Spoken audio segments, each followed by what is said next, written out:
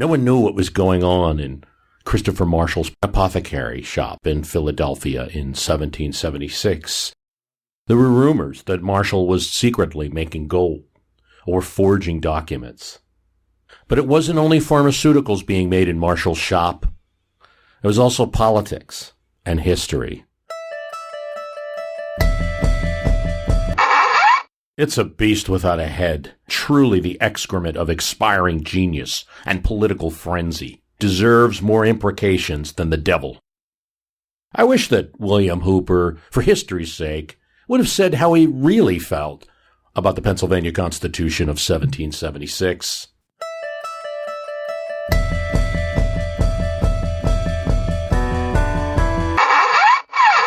A craft beer brewer, a doctor, a math teacher, a pharmacist, and Benjamin Franklin.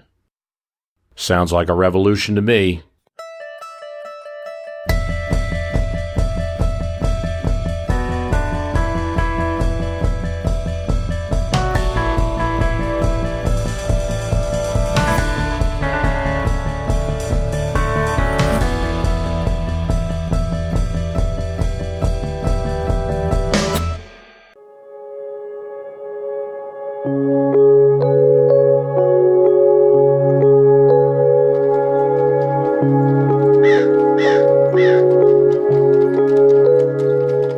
I suppose it's possible to picture what Philadelphia in 1776 might have looked like. It might be easier if you're someone who has visited Philadelphia and seen some of the preserved buildings and streets that are there. But I'm grateful to Braxton Boren and his Sounds of the City Colonial Era blog for a little bit of description about what Philadelphia might have sounded like. Carriages and wagons traveling from the countryside to the wharves along the river, as well as the whip cracks of their driver, continually generated noise. In the first half of the 18th century, streets were not paved, and what pavement was there consisted of what archaeologists call pebblestones, similar to gravel.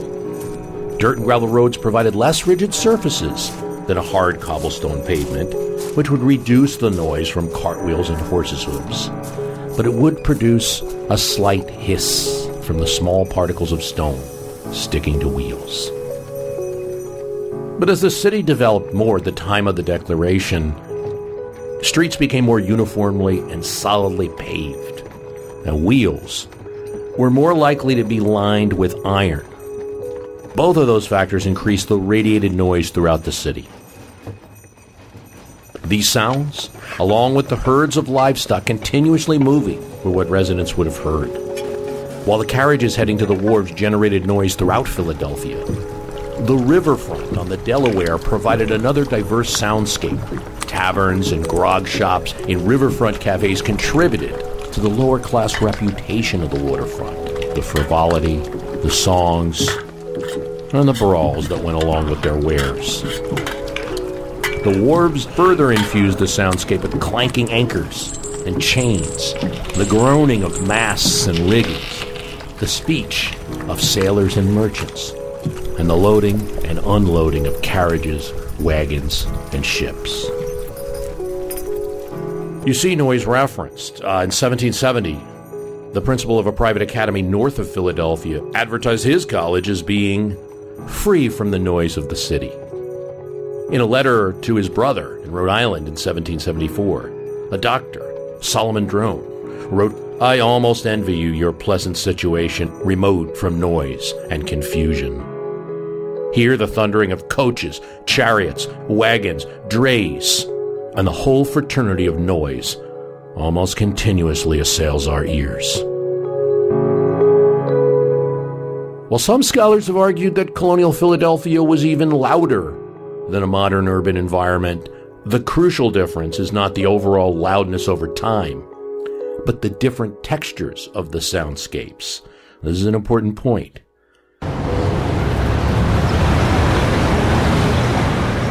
If you live in a modern city, the noise you hear is characterized by relatively continuous background noise, engines, generators, ventilation systems. In contrast, In 1776, Philadelphians heard many short, impulsive sounds. Only at the busiest times did the colonial city have enough individual sources of noise to blend into anything continuous enough to be perceived as background noise.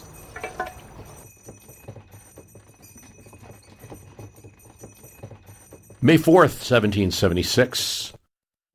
Despite the clash of cannon, bayonet, sword, engagement between troops and militias in New England and Virginia, despite towns and localities throwing off the king's rule, despite mobilization all over the continent, it still didn't look like the Congress meeting in Philadelphia would vote to officially declare independence. Now, we know that would come to happen in 2 months. But on May 4th, it just didn't seem like it then. Pennsylvania had just, in fact, had an election. And you could almost say they voted against independence in that they selected an assembly, and it was an assembly dedicated to reconciliation with the king. Led by the lawyer, politician, and American rights pamphleteer John Dickinson. His government, his assembly, seeking reconciliation now with the king, was in charge. It's important to consider the difference between people like Dickinson for reconciliation and independence and what we might consider loyalists or Tories. Dickinson would have abhorred loyalism. At this time, at least, he wanted reconciliation. He was not a loyalist. He had written a series of pamphlets, The Farmer, which was cited by many other patriots and revolutionaries as an argument for American rights. Most of the loyalists at this time were gone. Some of their lands were seized.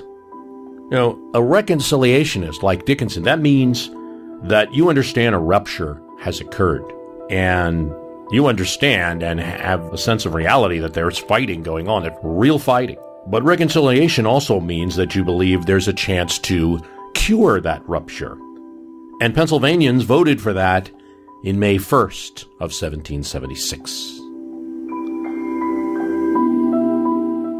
But not all Pennsylvanians. Only property owners could vote, and western areas fervent with independence feeling were not well represented in the way that the Pennsylvania colony was structured.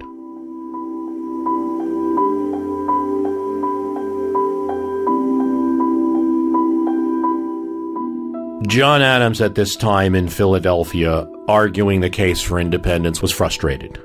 Beyond frustrated. He called Dickinson silly and piddly. Why, with the feeling among the people on the continent, we ought to have our hands months ago on the whole legislative, executive, and judicial power on the continent, raised a naval power, and opened our ports wide. But he went on. We ought to have arrested every friend to His Majesty's government and held them as hostages.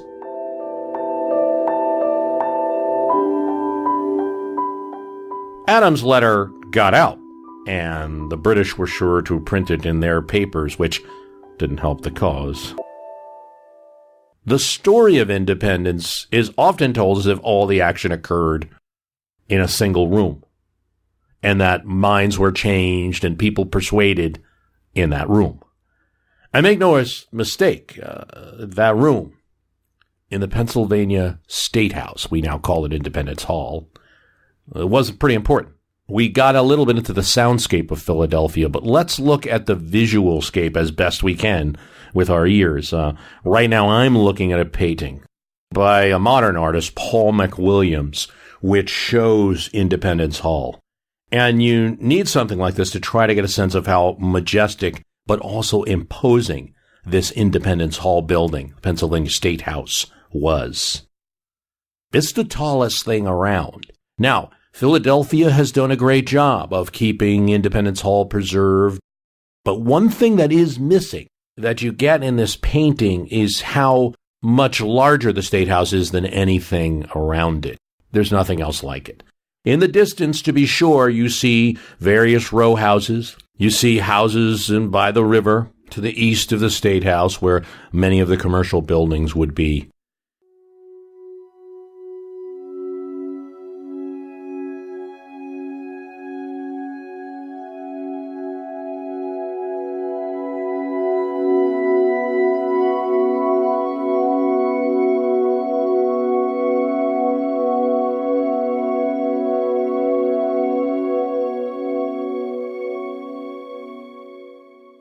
Yet I think it's important that we look not only at the State House and what happened there, but in the streets where people lived, in the row houses, because the action there would determine the signing of the Declaration as much as the back and forth of the wig-wearing gentlemen. Absent the actions of thousands, but particularly an involved 100 or so, and what might be called the radicals. You know the names: John Adams, you know Sam Adams, you know George Washington, you know Benjamin Franklin. There are a few more people that are worthy of discussing. The elites could have bickered for months, and Adams would continue to harangue his fellow delegates and write letters back. Thomas Young knew the strong arm of British oppression. Well, because he had felt it on his head. Young's most famous moment came when he stood in front of the Old South Church in Boston and gave a speech about the evils of British tea and the burden the Tea Acts put on the colonists. And besides, the tea tastes bad, and whomp! 2 sentries by the church caught him, beat him, left him for dead. But what Young was doing, despite the result, was all part of a plan. While Young was haranguing these guards, other activists, dressed up like Indians, were, and you know this story, dumping tea into the harbor. Young played his role. And after this, he took his family out from under the redcoats and to Philadelphia. And now he used his excellent organizing skills to recruit men for radical meetings and protests. He was a doctor, a physic, though in that time the profession didn't come with riches and prestige. It was a rough profession, and people had to earn their keep, to fight for their place in medicine. And you had to know your botany, your plants, your chemicals. But he loved it. Being a doctor meant one was subject to being attacked, often by other doctors. And one needed to hit back. Yes, there was a lot of early American doctor politics going on. Doctors defended their own recipes and said that others were fools, jackanapes, ignorant empirics. Young was called the one name that sticks today, a quack. This was after Young used a pamphlet to call another doctor in Boston a blockhead when he objected to his own remedies. Being a doctor brought Young, who was originally from the Hudson River Valley, you could say the country in this day, in contact with poor farmers, and it inspired him. Government, he thought, should be open to these people. Government should meet in a large room so that all can view and participate. Lawyers, and this was going to get him in a little bit of trouble, lawyers should be cheaper, so lawsuits and the courts could be open to the poor as well. He was a vociferous reader. He studied Latin and Greek, and he went way back in history. Saxons, he said, treated every man alike. It was those Normans who came to England and ruined things, created the nobility, and we are ruined by today. He hung out with Ethan Allen, played violin. It was said he was like some Mozart of the New World. The state of Vermont, the name, was Young's creation. It was a suggestion to Ethan Allen to spruce up the Green Mountain brand with a little French sparkle. Joining him in Philadelphia was the raucous and ribald Timothy Matlack, a fixture in Philadelphia's many taverns and dark theaters. Everyone knew him. His businesses, his stores didn't do too well. He brewed beer, which was quite popular to pay off debts. And he also had an excellent hand. Indeed, it is Matlack who scribes the Declaration of Independence and is the official scribe of Congress.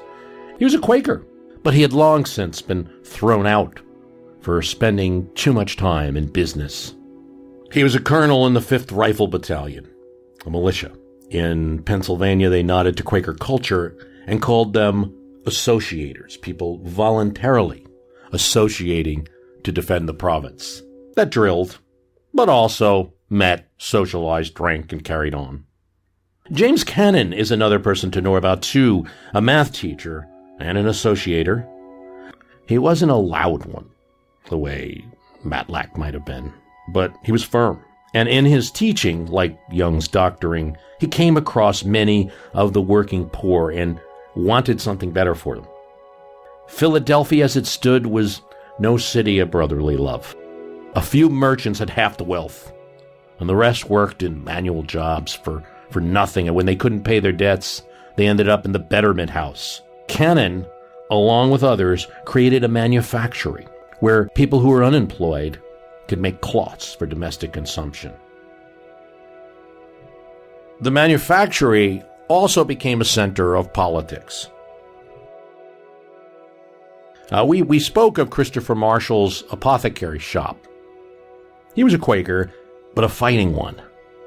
He had no issue brandishing his sword around Philly streets. That got him kicked out of his friends, but he formed his own friends meeting in Fifth and Arch, a fighting Quakers group. Of all of them, he was the most entrepreneurial success. Marshall's pharmacy, which is going to be run by his sons at this point while he's dabbling in politics, was the first retail pharmacy in America. He would go on to supply the Continental troops with all kinds of things that they needed. Marshall, Cannon, Matlack, and Young, they drank a lot of coffee together. Here's how the author William Hoagland describes it. The drink's syrupy bitterness and heady, heart-thumping buzz were a fad among 18th century intellectuals. With the American boycott on tea, the brew had patriotic connotations too. Philadelphia merchants, assemblymen, delegates, and dissidents sat around the big urns of the London Coffee House and the Merchants' Coffee House, where wine and spirits were also served. The radicals drank at Marshall's pharmacy, and at his home, and at the American manufactory. They'd spent months in an almost constant state of conversation. One thing I've heard in a different book about beverages that have changed the world is that to get a sense of the coffee at that time, it's not the kind of brewed and filtered coffee that we think of, is you'd almost have to be in one of those offices with the old kind of Mr. Coffee pot where someone has let it sit there on the burner for a really long time, and then you're the one that picks it up for that last 4 PM cup of coffee and pour it out. And that's the closest to the bitterness and syrupness of the coffee at that time. This group is unsung. Few of them fought in some of the famous Revolutionary War battles, and all of them were essential for the most important decision in America's history. They haven't been written about much. They haven't been, well, I mean, if you study American history, particularly if you study the independence vote in Philadelphia, you know about them. Matlack is celebrated by the National Archives for scribing the Declaration.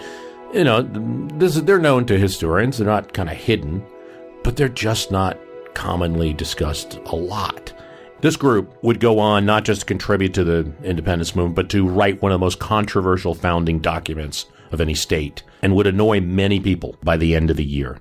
John Adams would be perturbed by them. Benjamin Rush, now their great friend, would be aghast. Thomas McKeon, provincial leader in Philadelphia, a well-known person, would soon take his gentleman leave of their company.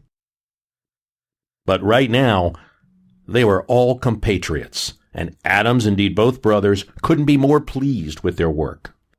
Because John Dickinson had just won a battle, and in a few weeks, they needed to win the war.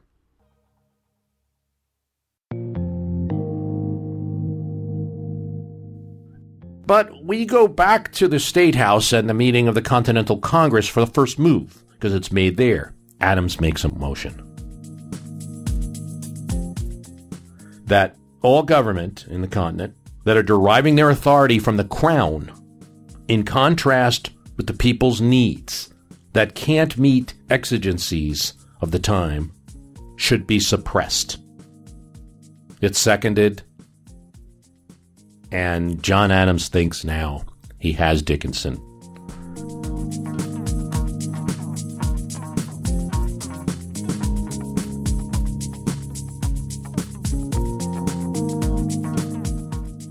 How can Congress vote against this? Everyone agrees that they're not for the crown. Do they want control of the crown? No.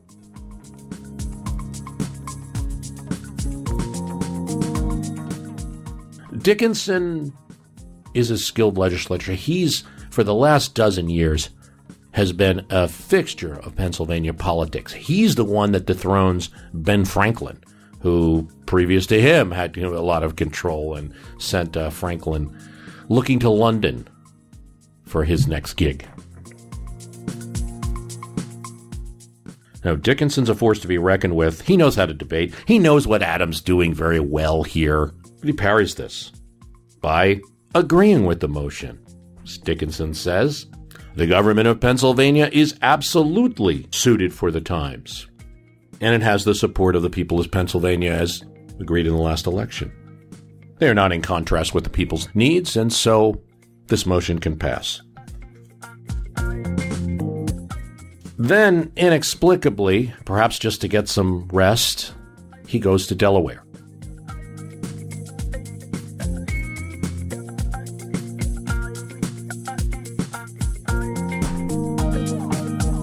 It's terrible timing. John Adams now introduces a second measure, a whereas statement, to attach upon this resolution. Whereas His Britannic Majesty, in conjunction with the Lords of Commons of Great Britain, has by late Act of Parliament excluded the inhabitants of these United Colonies from the protection of his crown, and whereas no answer whatever to the humble petitions of the colonies for redress of grievances and reconciliation with Great Britain has been or is likely to be given, but the whole force of that kingdom, aided by foreign mercenaries, is to be exerted for the destruction of the good people of these colonies. And whereas it appears absolutely irreconcilable to reason and good conscience for the people of these colonies now to take oaths and affirmations necessary for the support of any government under the crown of Great Britain, and it is necessary that the exercise of every kind of authority under the said crown should be totally suppressed. Therefore, resolved, and this would be attached on to the earlier resolution. Now, a whereas statement doesn't make the resolution different, but it does add flavor and adds interpretive context that here is going to be essential. Because one of the things that's going on is Dickinson's assembly is part of a proprietary government, all right? The Penns, in the late 1600s, the Penn family acquired from the king the colony of Pennsylvania. They're the proprietor, the owner of that colony. Even at this time, they're still Penns, and they still have ownership. If you own property here, you're paying a small, but not inconsequential, maybe 1 or 2% tax to the Penns. But they derive that authority, the Penns, that proprietary authority comes from the crown. And every time the Pennsylvania Assembly meets, they swear allegiance to the crown, even now. Well, Dickinson's not here to argue. It falls to John Duane, a conservative from New York, to argue against this. Duane says, New York does not have instructions to take such a strong stand. This appears to be a stand for independence, and we don't have instructions to vote for this. But in any case, why all this haste? Why this driving? Thomas McKean answers him. It shows Britain that we are serious. After all, from the reports we hear, mercenaries are coming. This was the best argument on the independent side. On the reconciliationist side, you had, God, do you really want to take up Britain? Do you really want to create such massive disorder and war in these middle colonies? We understand what's going on in Massachusetts and Virginia. Do you want to bring that to the middle colonies now? That's their argument, and it's strong. The strong argument of the independent side is the Hessians are coming, the Hessians are coming. And indeed they were. Sam Adams now picks his moment. He's not the speech maker, he's an organizer. He thanks Mr. Duane for reading the instructions, but he says what you basically argued is that you have instructions that mean you can't vote. It doesn't mean that you're making an argument against us or not a good one. It's that you can't vote. Great. You can be excluded from this debate. The king has thrown the colonies out of his protection and has answered petitions with fleets and armies and unscrupulous foreign hirelings. Why would any American support a government operating under British authority? I'm amazed, Samuel Adams said, that the people have put up with us this long. When the people rebel, know that it's because they've had enough. And so James Wilson of Pennsylvania, in Dickinson's absence, speaks for him in Pennsylvania. I mean, this is where the TV musical 1776 gets at least a little bit right, where they have Wilson famously puppeting everything that Dickinson says. It's at least true at this time. It will change. Wilson says, look, you're making an argument that doesn't apply to Pennsylvania. In other places, there was only royal government. So each colony formed a state. That happened all over New England. It happens in South Carolina, where they're going to say, look, there's just no authority here. The king has left authority, so we have to have authority. We're forming a government. That's not true in Pennsylvania. We've always had a stable government here. This doesn't apply to Pennsylvania. There's no reason to suppress governments just because they get authority, originally from the crown. Richard Henry Lee catches him in this argument. Well, Wilson, you're arguing the original resolution. That's already passed, not the whereas statement. Seeing how this is going, Maryland's delegates, who at this time do not have instruction for voting for independence, and this feels like an independence vote, pick up their papers and walk out.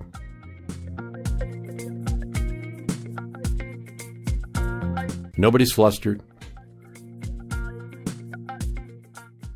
And in a vote of 6-4, the whereas statement passes and is attached to the motion.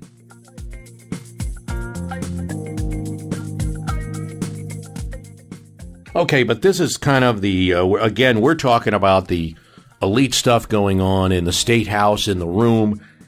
This would be a very empty gesture, this little legislative victory, and pretty easily quelched once Dickinson got back if there were other activities going on. As this is going on, there are meetings in the Christ Church schoolroom, which they're using temporarily for some of the radical meetings. There's meetings of the City Committee of Philadelphia, which is now pretty much run by artisans and mechanics who are gunning for independence. The City Committee says, "Thank you, Continental Congress, for this statement that you have passed. We will act on it, and we will now throw out the Pennsylvania Assembly government, because even though there was an election, that government gets its authority from the crown, and as you say, anything that gets its government from the crown must be thoroughly suppressed." So it's the Philadelphia City Committee that decides to do it and call for a provincial convention. By the time Dickinson is back to convene his new assembly, this is May 20th, 1776. Okay, it's 19 days after he's won an election, he thought. There's a crowd in the State House yard. Thousands of people, maybe 4,000 by some estimates, demanding a new government. Cannon, Marshall, they're all there, despite it raining and shouting, haranguing, even shouting down a few people who were there disagreeing. They issue the State House yard resolutions demanding that there be a new government in Pennsylvania. The State House yard resolutions, the meeting there, is not taught in the same way that what's going on in the room is. We hear about the signers, we don't hear about the 4,000 people, but they're important too. I mean, if you go on that Independence Hall tour, and you should, make a point as you're waiting in line to kind of step out and look at the grass area in the State House yard and think about it for a second. I mean, for a lot of people, this is just going to be what you see as you're waiting online. I want to get into the hall and see where the chairs are.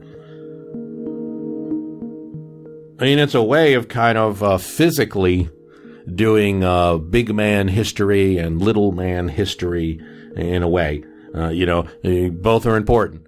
You walk to the State House yard, you're going to see where the people were protesting and developing resolutions resolving to make Dickinson's life a living hell. And go back into the room and see where the big men, the elites, did their signing and their voting and their debating.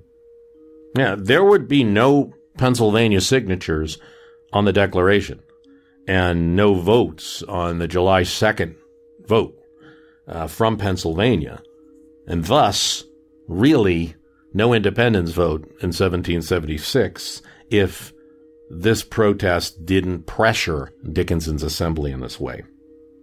Now, Dickinson's a smart guy, so he tries to make some steps. Like, okay, I see the oath is a problem. This assembly is not going to take an oath to the crown anymore. Word gets out about that, and nobody's too impressed. They're like, well, your authority's still initially coming from the crown. Other states have provincial conventions running the state. Dickinson tries one more play. He has his assembly upstairs pass a note to the Continental Congress downstairs in the State House with a request for clarification of that whereas statement. See, he's not fooling around. He knows that while Congress could pass such a statement like that, very vague, very general, but nonetheless hurtful, that a specific clarification, right? He wanted Congress to specifically say whether they felt the Pennsylvania vote should be abolished. Were they saying that the vote taken on May 1st wasn't legitimate? Were they saying the assembly was incompetent? Were they attacking the character of the man in the assembly? You can see what he's doing. But the answer to him comes not from downstairs and not from an explanation that could look like backtracking from the Continental Congress, but from the more radical City Committee of Philadelphia. The Congress, they say, must not clarify. They have spoken. Now it's up to the people of Pennsylvania to clarify in a provincial convention. There's still a lot of maneuvering, and one of the things that's going on is there are enough people supporting independence in the Pennsylvania Assembly upstairs that they simply don't show up. And now Dickinson doesn't have a quorum to operate. And there's one more demonstration, again a demonstration not well known. The military, the militia, the associators of Pennsylvania are called to muster on the Commons, June 10th, 1776. This is right in front of Independence Hall. Dickinson, by the way, is a militia officer, and he has to and does join them. But in addition to mustering for the militia and showing their might and brandishing their weapons and the like, each battalion is polled for what they want, and each of the battalions demands a provincial convention.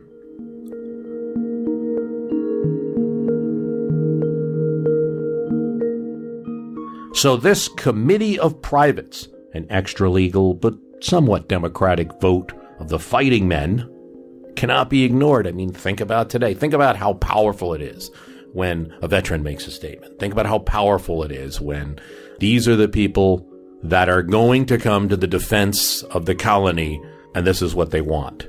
Not easy to ignore.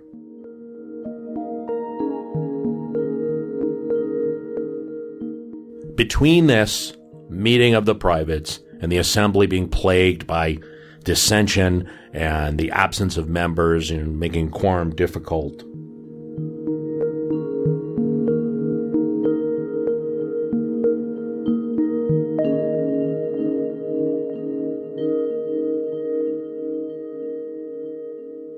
so we see these political and military aspects to the founding of the United States. The rest we know. A vote July 4th, and soon after that, Pennsylvania has its provincial convention in the Carpenter's Hall. And it's decided to have a state constitutional convention.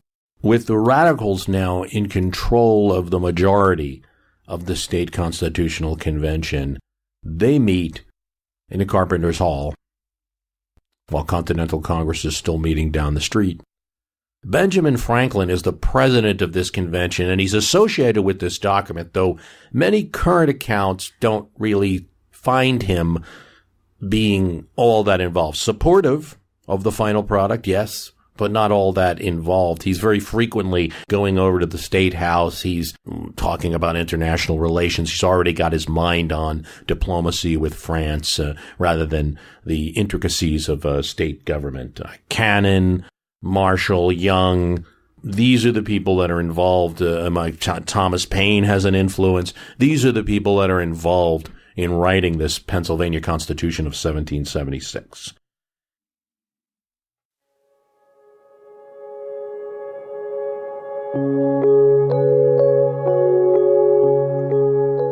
All men are equal.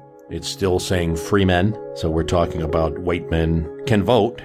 This sounds like not very much at all, but this is a huge innovation in 1776 because in most places you're only able to vote if you're of property, and sometimes there's a limit to how much property. There's a quota. There is a unicameral, one legislature, one assembly, and it is pretty much all powerful. It appoints the executive body. It taxes. It spends. It appoints judges, and they serve for a 7-year term. But if the legislature doesn't like them, they can remove those judges. There are a couple checks, though, on this all-powerful body. The members of the legislature only serve for 1 year, so they have to keep running for election. Legislature appoints an executive, but it's not a single-person executive. It's a council. And then one person will be the president of that executive. Okay, here's some of the notes in this radical constitution. That all men are born equally free and independent and have certain natural, inherent, and inalienable rights, among which are the enjoying and defending life and liberty, acquiring, possessing, and protecting property, and pursuing and obtaining happiness and safety. That government is or ought to be instituted for the common benefit, protection, and security of the people, nation, or community, and not for the particular emolument or advantage of any single man, family, or soft of men who are a part only of that community, and that the community hath an indubitable, inalienable, and indefeasible right to reform, alter, or abolish government in such manner as shall be by that community judged most conducive to the public weal. And it goes on. Elections ought to be free. Every member of society hath a right to be protected, enjoyment of life, liberty, and property. That in all prosecutions for criminal offenses, a man has a right to be heard by a jury of his peers, impartial jury of the country. That people have a right to hold themselves, their houses, and papers and possessions free from search and seizure. People have a freedom to speak. That people have a right to freedom of speech and of writing and of publishing their sentiments. Freedom of the press ought not to be restrained. That the people have a right to bear arms for the defense of themselves and the state, and as standing armies in time of peace are dangerous to liberty, they ought not be kept up, and that the military should be kept under strict subordination and governed by civil power. So, yeah, I mean, you do see actually in this Pennsylvania 1776, that's one of them that's listed, and this is not a southern state, so it's something definitely to consider in part of the gun debate. One thing you can say for context there is that there is a direct connection in what is Article 13 of the Pennsylvania Constitution of 1776 between the right to bear arms and the reason for it. That the people have a right to assemble together, to consult for their common good, to instruct their representatives, and to apply to the legislature for redress of grievances by address, petition, or remonstrance. Now, there is one controversial part of the 1776 Constitution. Not everyone agreed with it, not even among the Matlack and Young. Certainly Thomas Young wouldn't agree with this section, but a quorum of the House of Representatives shall consist of 2/3 of the whole number of members elected. And having met and chosen their speaker, shall each of them, before they proceed to business, take and subscribe, as well, the oath or affirmation of fidelity and allegiance hereinafter directed. I do believe in one God, the Creator and the Governor of the universe, the Rewarder of the good and the Punisher of the wicked, and I do acknowledge the scriptures of the Old and New Testament to be given by divine inspiration.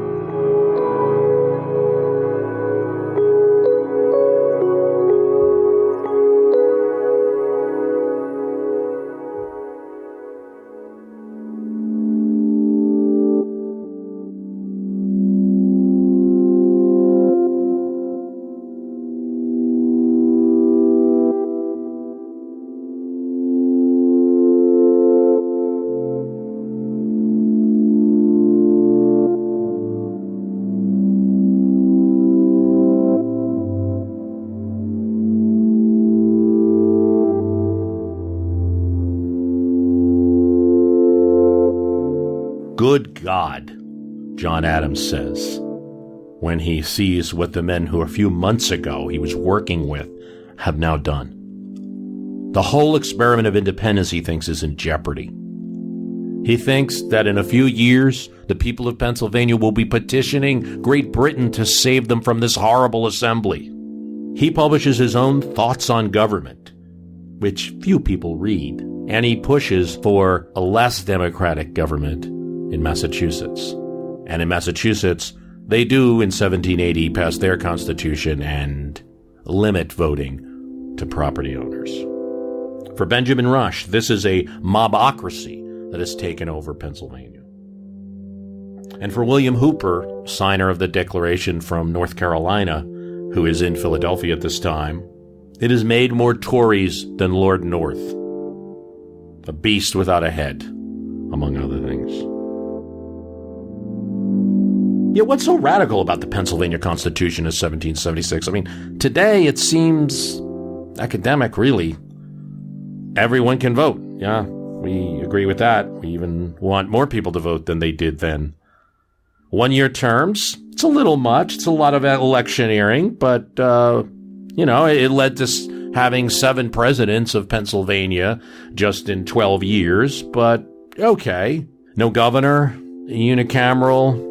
Well, there's still a unicameral legislature in Nebraska. What was really radical was the idea of democracy, of equality of station. And I'll read a bit from Philip Klein's History of Pennsylvania. Towards the end of the Revolution, the radicals fell from power in Pennsylvania. By 1781, their paper money and legal tender system collapsed. The voting power of the radicals rested primarily in the state militia, and the militia took its orders from the county lieutenants, who were appointed by the Supreme Executive Council and served as local political bosses. For this reason, the radicals gave little support to the Continental Army, but strongly encouraged everything which would strengthen the state militia. The radicals told militiamen not to receive any insults from Continental officers, even the greatest of them. In 1771, radical mobs in Philadelphia finally touched off a local civil war. They set out to intimidate major Republican leaders. An armed mob headed for the homes of James Wilson and Joseph Reed and had begun to destroy them when the Republican Silk Stocking Brigade of City Light Horse rapidly converged on the scene equipped with artillery. After a gunfight, the mob retreated and later sated their anger by assaulting General Arnold. The protracted rowdiness of city mobs at length broke the radical power, for everyone could see that the Republican warnings of mob rule had been proven true. Sure enough, in 1790, with McCain and Benjamin Rush involved, conservatives would take over and actually change the Constitution. They would restore a governor, and they would introduce 2 houses, not just one, a Senate and a House. But one thing that they did not do, they kept the vote. So the 1790 Pennsylvania Constitution and the 1776 retains what many other states still don't have, and that's the right of all free men to vote. Now, it is free men. It's not women, and it's pertaining to white men. However, one thing that was accomplished by the so-called radicals under this Constitution is a gradual emancipation law in Pennsylvania, and anyone born after 1780 would no longer be a slave. It's not perfect. It's in a colony where the population of slaves is not large, where there had already been existing abolition movements. But it is a significant achievement that would set the model for other states, at least in the North, to follow. They're also able to finally get rid of the proprietary nature of Pennsylvania. And they pay a large sum to the Penn family still existing. They absorb all of their lands and end the practice of paying the quint rents, or, the small payments going to the proprietors. And the Penns are still there, but they have their smaller estates. Top of that, they successfully prosecute a war, contribute to the Continental Army, albeit mostly through their state militia structure, protect the heartland of Pennsylvania generally from invasion. And I think the greatest achievement of the Constitution was that Pennsylvania radicals set a path that eventually all parts of the new United States would follow, that everybody gets to vote. And eventually that would extend to really everybody. And they set a standard that's such an important value for us now, even if it's not something that all the wig wearers actually agreed with at that time. And it's not something that, 11 years after this radical Pennsylvania Constitution, when the federal Constitution is adopted, it's not something that they needed to insist on. There's nothing in the Constitution that says all people can vote. It just guarantees a Republican government.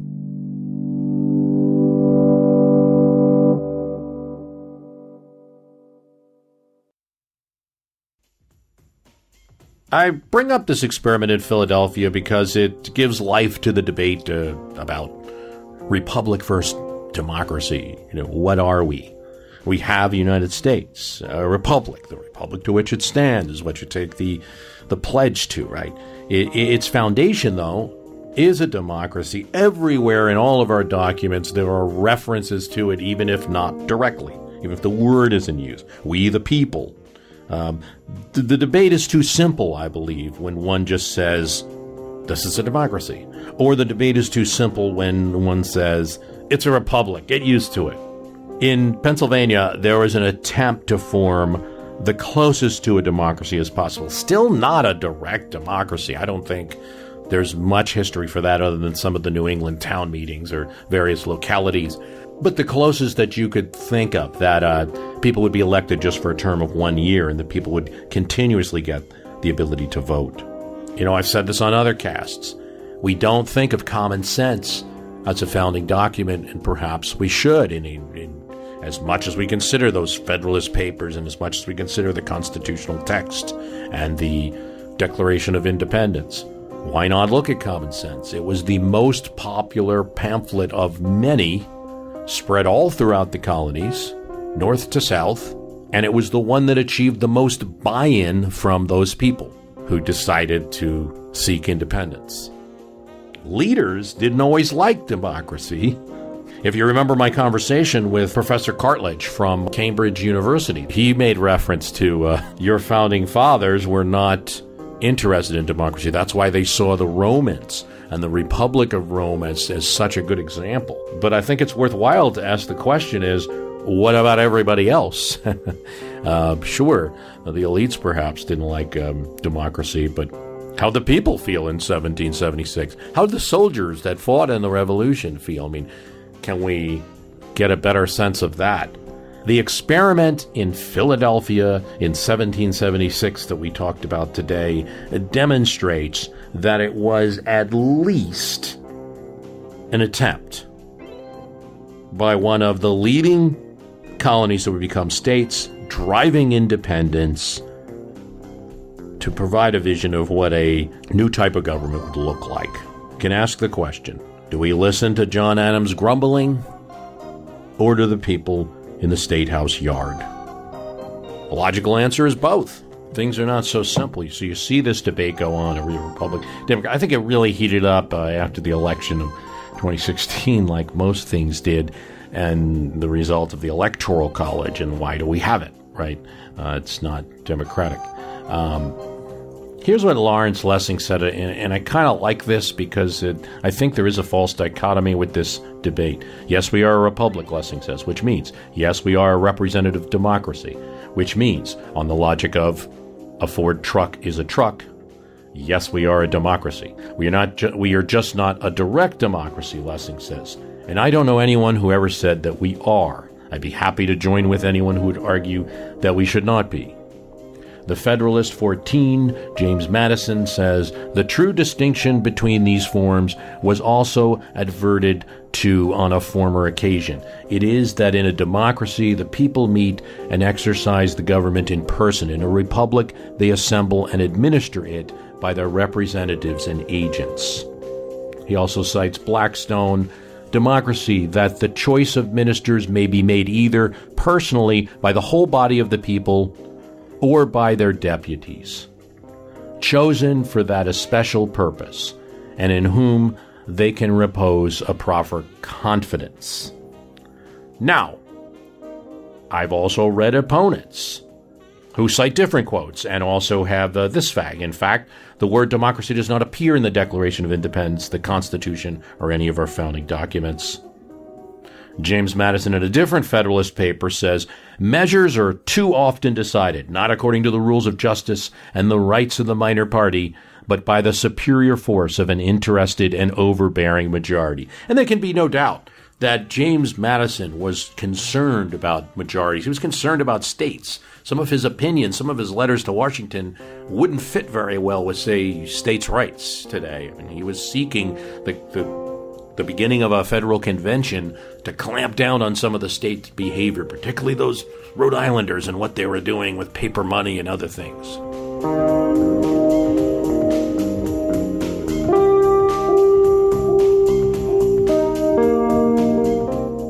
Similar to Lessig's analogy, one analogy I like to use is that there's no need to call a square a rectangle, but it is. If you have a republic, there isn't a republic where some king is picking the people who are going to represent the people, right? So if you have a republic, it is in its nature a democracy. And so these terms get confused, and probably better to have debates about what you really want to have a debate about, whether you'll agree with the Electoral College system, whether you agree with the way the Senate is set up. Those are the direct debates to have rather than this abstract, whether we live in one place or another. You know, we live in a republic, so shut up type arguments that you hear sometimes.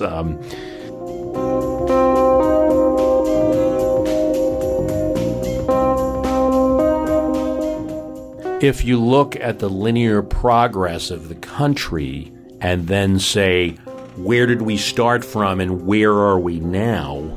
The movement has always been towards democracy and not towards some kind of Roman Senate type republic idea that seems to be in the minds of so many when they're kind of using the republic argument to limit somebody's want. There's been movement in the direction of more democracy, gradually allowing everyone to vote, the nation allowing women to vote, the civil rights movement, the Voting Rights Act, the disdain in which the majority of the nation viewed the Jim Crow laws, even though in their localities they were allowed to proceed, the 17th Amendment, expanding popular vote to senators, taking it away from a few people in a state legislature, the primary system, allowing more votes even before nominees are made. I mean, all of the movement is in that direction. And so that alone, I believe, is an argument to why we do have a democracy. However, it's a little difficult. It might be easier now than ever to have everything done by an internet vote, say. But and then during your lunch hour, you can keep up with what Congress is doing and weigh in on it, right? That's technologically possible now. So it's still not advisable. It's still difficult to work to have some kind of direct democracy. But as much democracy as possible seems to be the way to go.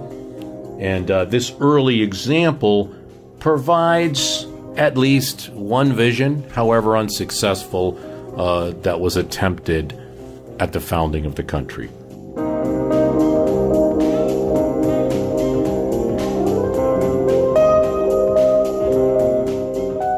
Thanks for listening. I hope you enjoyed this episode. The website is www.myhistorycanbeatupyourpolitics.com.